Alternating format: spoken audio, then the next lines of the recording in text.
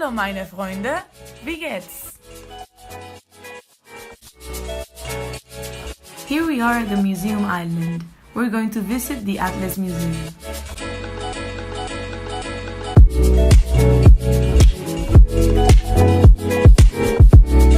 The Museum Island has 4 different museums, all celebrating history and art, with the Atlas Museum at their core.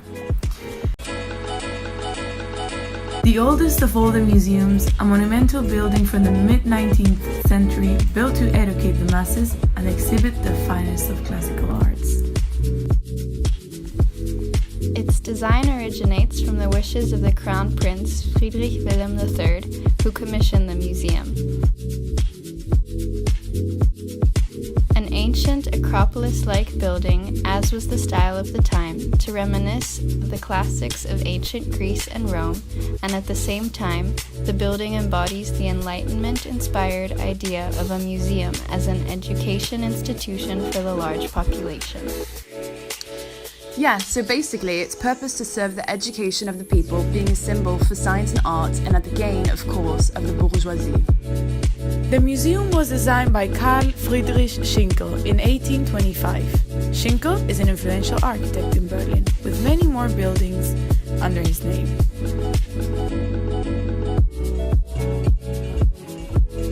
In order to create the design, Schinkel looked to structures of major museums in London and Paris. Located on the north side of the Lustgarten, we can see from the outside that the building is defined by a really clear structure. The structure is flat and cubic, with a facade of monumental order, 18 fluted columns that open towards the Lustgarten. It is a 2-story height, standing on a pedestal of 87 meters length and 55 meters wide. The rectangular-based plan, you can see it is clearly symmetrical, with the rotunda at its center and the exhibition rooms on either side, grouped around 2 courtyards. The museum permanently exhibits a basic selection of Greek antiquities.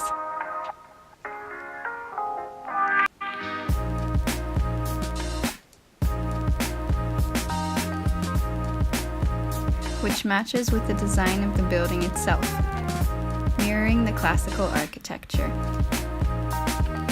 The artifacts inside are very suiting to the style.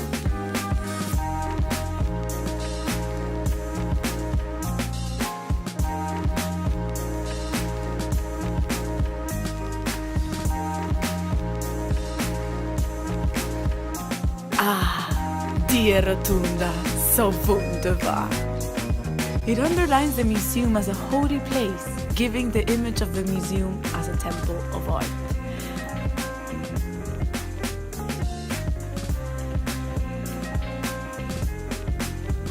A skylight covers the roof of the dome, aka the oculus, which is 23 meters high.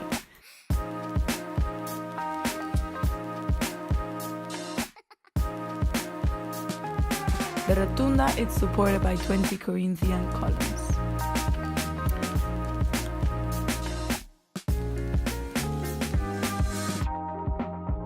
As the historian Samuel Heinrich Spickers described in his book, Berlin and its Surroundings in the 19th century, leaving the antique hall, we have the rotunda in front of us. The view through the lower door leads to the porch with its splendid position of columns. The whole thing offers a wonderful light. The galleries around portraying statues supported by columns of the Corinthian order, whose shafts are clad in stucco marble, imitating the giallo antico.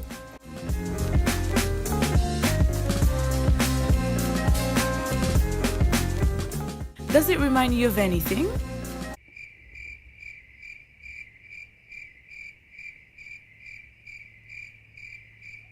Yes, you got it, Sophia. It reminds you of the Roman Pantheon, of course.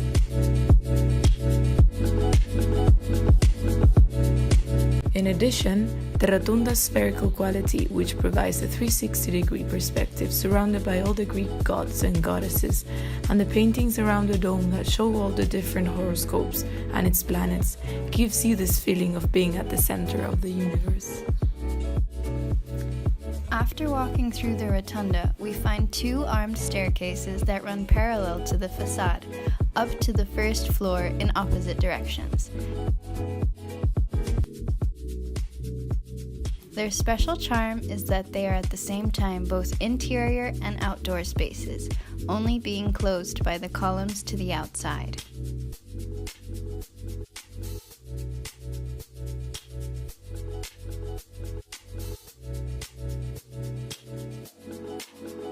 Through the entrance to the upper gallery, to which from the outside the beautiful double staircase leads upwards, one sees the coffered ceiling of this lobby and at the same time a marvellous view over the Lustgarten.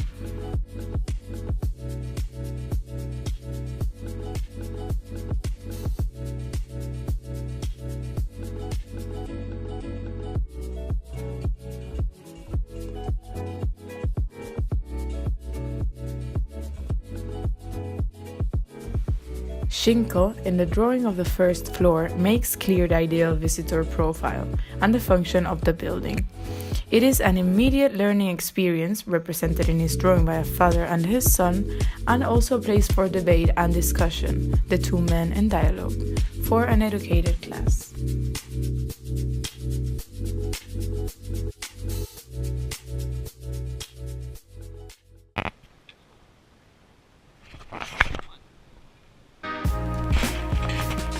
On the interior, we felt a contrast in spatial awareness from moving between the galleries and the rotunda.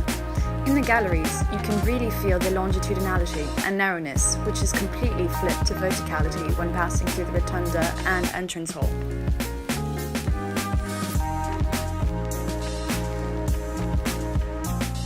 And now a couple words from the architect Carl Friedrich Schinkel himself. Der Platz erforderte ein sehr monumentales Gebäude. Deshalb bevorzugte ich für die beiden Hauptgeschichten eher eine riesige Ordnung als zwei individuelle Ausdrücke.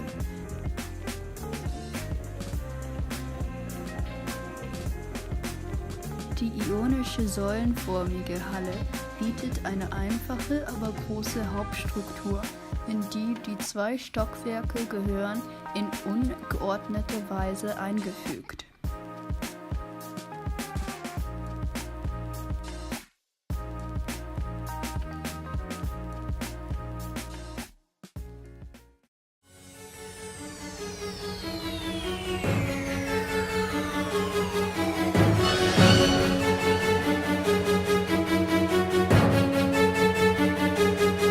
Ich bin der einzig wahre 13 Jahre King und kann die Breitling tragen. Geiselnahmen, Polizeischikanen vor dem Streifenwagen. Mein Vermögen wächst, Ghetto-Pöbel Rap und mein Geschäftssinn sagt, es gibt nichts Unmögliches. Rapper gehen in Hungerstreik, er ist guter